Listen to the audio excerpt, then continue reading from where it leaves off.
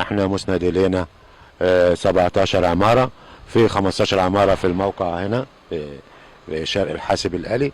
احنا نفذنا منهم كل تقريبا الخرسانات خلصت وجاري اعمال التشطيبات، وباذن الله نلتزم بتنفيذ الاعمال في الموعد المحدد ليه ان شاء الله، ونهاية الاعمال وهو اخر السنه ان شاء الله. احنا حاليا شغالين في اعمال التشطيبات، جزء كبير خلص وباقي جزء بسيط ان شاء الله على اخر السنه يكون خالص. تفاصيل الشقق من جوه ايه؟ مساحتها، التشطيب، كل ما يخص الشقه حضرتك الناس عايزه تعرف.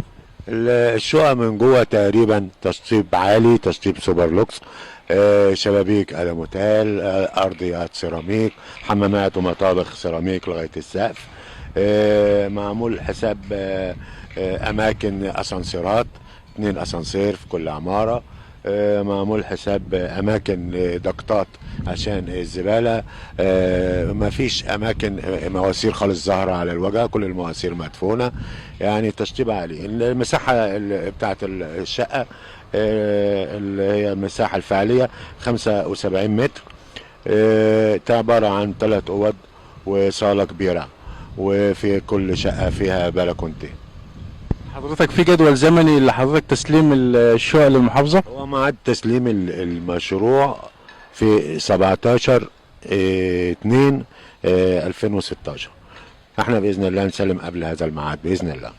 حضرتك انا شايف لونين للعمارات، في لون الازرق ولون البيج. هو فعلا في لونين، اللون بتاع المميز لشركه كراويه اللي هو اللون البيج، اما اللون الازرق والابيض شركات اخرى يعني. حضرتك اول مرة نعرف ان في حاجة مخصوصة للقمامة، بحيث ان ربة المنزل ترمي القمامة في حاجة معينة. دي نسمع انها اول مرة تتعمل في بورسعيد. فعلا النظام ده اول مرة يطبق في بورسعيد، بس يا ريت الناس تلتزم والناس تحافظ على نظافة العمارة، بحيث ان الناس بترمي الزبالة كلها في اماكن مخصصة، بيجي العامل بتاع الزبالة بياخدها من هذا المكان، بدل ما كل واحد يرمي من عنده من شقته على الشارع. كده بنحافظ على نظافة الشارع ونظافة العمار. هل في محلات او خدمات تانية بالنسبة للعماير؟ في محلات، في بعض العمارات فيها محلات، اللي هي العمارات اللي على الشارع، اللي على الشارع الرئيسي. اما العمارات الداخلية كلها مع سكن، كلها شقق. العمارة كم دور وكم شقة سكنية؟ عمارة 12 دور. يعني العمارة السكنية الكاملة فيها 72 شقة. في بعض العمارات بقى اللي فيها جزء محلات، في منها بيكون العمارة حوالي 66 شقة.